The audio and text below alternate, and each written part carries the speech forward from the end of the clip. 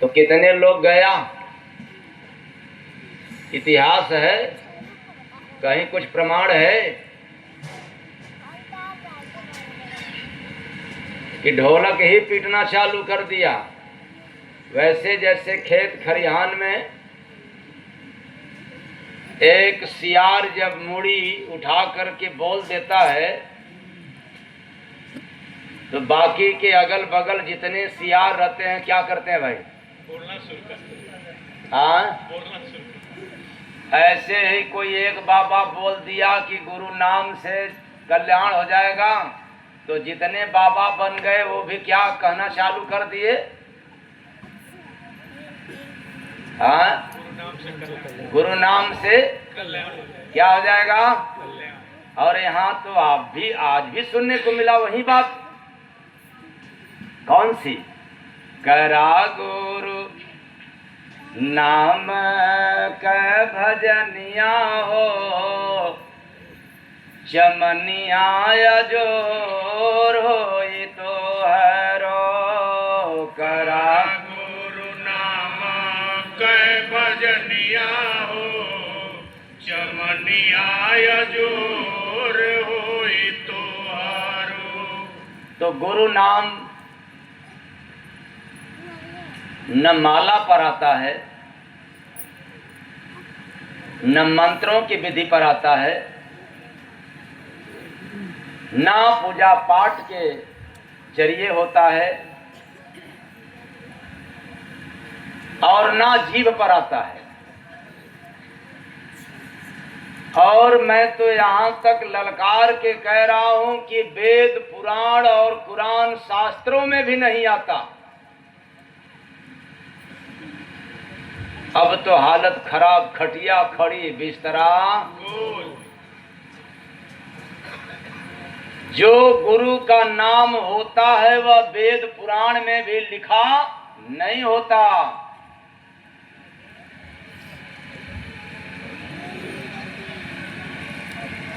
अब तो कह सकते हो कि हमारे बाबा तो बहुत पहुंचे हुए हैं, कहोगे ना?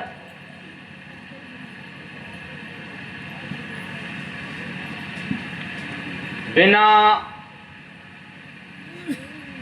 दिखावट, बनावट, सजावट, बिना लाग लगाव कार्यक्रम प्रतिदिन है। और एक मेरा चाहे सिद्धांत समझ लें, चाहे उसको अवगुण समझ लें, अपने अपने भाव के अनुसार कुछ भी समझ लें, हमने कभी भी किसी भी व्यक्ति को बोलने से कभी नहीं रोका। लेकिन एक बात मैं आप लोगों से अवगत करा देना चाहता हूं, चाहे वो महात्मा बहुत सीनियर हो, पहुंचा हो या न पहुंचा हो, अथवा किसी महात्मा का भक्त क्यों न हो, हमने कभी भी उसको समय ना देने की तो विचार ही नहीं किया। लेकिन मैं अपनी व्यथा बता रहा हूं, महात्मा लोग मुझे समय देने से कतराते हैं।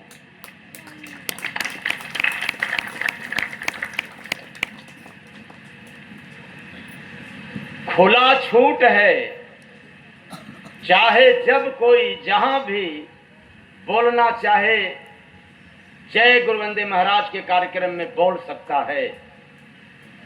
लेकिन हमें क्यों नहीं मौका देता है, इसका राज मैं बतला दे रहा हूं। जिस महात्मा को मौका मिल जाए मुझे बोलने की, उसकी पब्लिक में खलबली मच जाएगी। ऐसा क्यों? क्योंकि लोग सुनाएंगे वेद पुराण की लिखा हुआ बात, और जब जय गुरु वंदे महाराज का नंबर आएगा तो वेद पुराण की कम बात और उसके पार की अधिक बात सुनने को मिलता है। प्रेम से बोलिए सतगुरु भगवान की।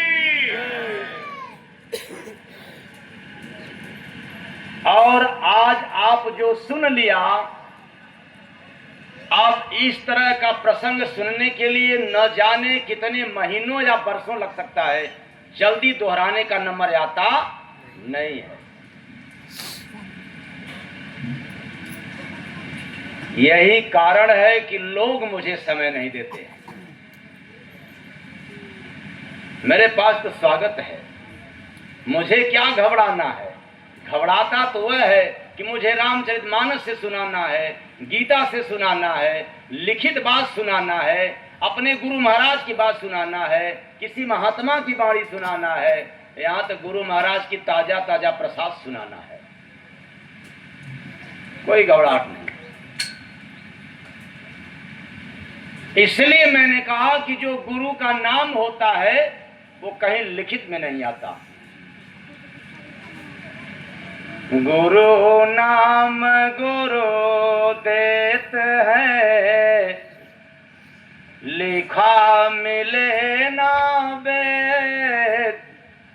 जानो भज के जय गुर बंदे, खोली घट का भेद रे बंदे, खोली घट का भेद रे बंदे, खोली घट का भेद। किसका भेद खोलता है? घट का। वेद का भेद बतलाने वाले तमाम महात्मा मिलेंगे, लेकिन घट का भेद बतलाने वाले धरती पर विरले महापुरुष मिलेंगे।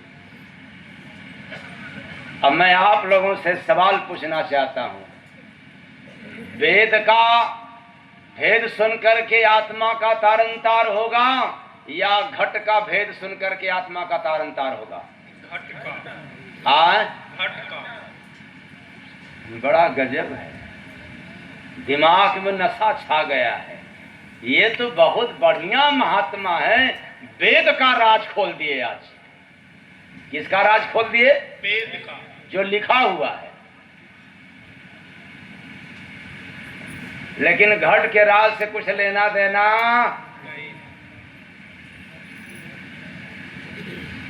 इसलिए गुरु नाम में वह पावर है कि आपके शरीर में क्या घटना घट रहा है, वो प्रभु का क्या लीला हो रहा है, ये सब देखने को मिल जाता है केवल गुरु नाम से। अब आप कहोगे कि भगवान का नाम, चलो कभी मैं इस पर सत्संग सुनाया था। गुरु नाम और हरि नाम में अंतर। मुझे याद है कि किसी आश्रम पर हमने सत्संग सुनाया था और 3 दिन सुनाया था, और 3 दिन में तीनों टाइम सुनाया करते थे। और यहां भी इतना भी याद है कि वह टॉपिक समाप्त नहीं हुआ, अधूरा छूट गया, पूरा भी नहीं हुआ। और यह भी याद दिलाया कि जो एक बार प्रसंग सुनने को मिल जाता है दोबारा नंबर आता नहीं है। इसलिए आज दोनों का राज बतलाने के लिए अभी तुरंत जाना भी है, और मैं कहूंगा तो आप लोग तो कह ही दोगे कि क्या, हाँ सुनने के लिए तो कह दोगे,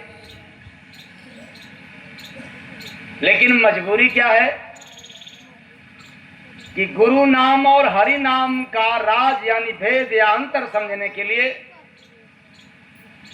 थोड़ा समय तो चाहिए, और इसको बताने के लिए थोड़ा भी समय है कि नहीं है? नहीं है। क्यों? क्योंकि एक प्रसंग करा गुरु नाम का भजनिया हो, चमनिया जोर हो